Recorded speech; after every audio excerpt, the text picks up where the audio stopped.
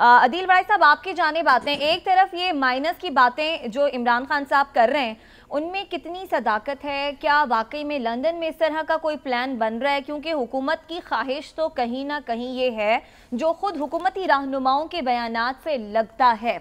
दूसरी बात ये कि जो एक और सवाल है अक्टूबर में इंतखाबात का, तो अगर एक आइडियल सिचुएशन हम बना लें कि इमरान खान साहब माइनस हो गए सियासत से और अक्टूबर में हुकूमत फिर भी इलेक्शन कराने की अहल होगी, तब हमारे मौशी हालात इस काबिल होंगे कि मुल्क में इलेक्शन हो सके? देखिए, मैंने जो पिछले कोई 8-10 सालों में ऑब्जर्व किया है, कोई किसी को माइनस नहीं करता। ये सियासतदान खुद अपनी हरकतों से माइनस करते हैं। मियां नवाज शरीफ साहब की एक मैं मिसाल देता हूं। जब पनामा केस को हमने कवर किया, चौधरी निसार समेत सियासी समझ बूझ रखने वाले बहुत से लोगों ने मियां नवाज शरीफ को मशवरा दिया कि ये पार्लियामान का मसला है, इसको सुप्रीम कोर्ट ना लेकर जाएं।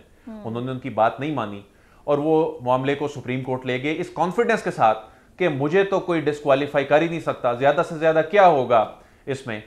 फिर जो मियां नवाज शरीफ हैं, उन्होंने जब कैपिटल, उनसे किसी ने पूछा उनके वकील से कि आप अभी नजरसानी दरख्वास्त की समाअत के दौरान जो दलाइल दे रहे हैं, जमीन आसमान एक कर रहे हैं, तो जब मेन केस था कैपिटल FZD वाला, उसमें आपने क्यों तस्लीम कर लिया कि ये इस कंपनी में मुलाजमत करते थे? तो उन्होंने कहा जी मियां नवाज शरीफ साहब की हिदायत थी कि जजेस को ऑफेंड नहीं करना, ये मुझे डिस्क्वालीफाई नहीं कर सकते।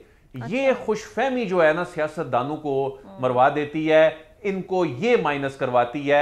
और जहां तक ये बात है ना कि ये पैगाम जिंदा रहता है, और कौन सा पैगाम है? 3 महीने तो ये बात यू टर्न ले लेते हैं। ये आप पिछली 1-1.5 साल में उठा के देखें, अमरीकी साजिश कहां से चली थी और कहां से होती हुई कहां से होती हुई और मदद पे मामला आ गया।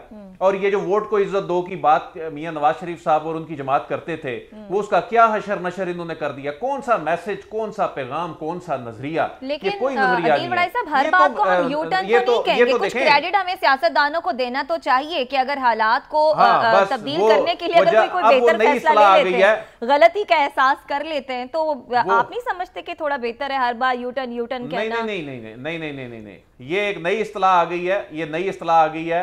ठीक है जी, ये यूटर्न को सियासी बसीरत कह दें। उस वक्त सब कह रहे होते हैं कि ये ना करें और वो आप कर लें, और उसके बाद बोलें जी हाँ नहीं ये मेरी नई सियासी हिकमत अमली, ऐसे नहीं है, ऐसे नहीं है। वो लोग पहले बता रहे होते हैं। तो ये, और दूसरी बात ये है कि लोग सियासत से, ठीक है आप किसी को बाहर नहीं कर सकते, लेकिन आप जब सिस्टम से बाहर हो जाते हैं ना, तो फिर आपकी फैमिली का कोई शख्स भी प्राइम मिनिस्टर हो या चीफ मिनिस्टर हो तो आपसे हजम नहीं हो रहा होता।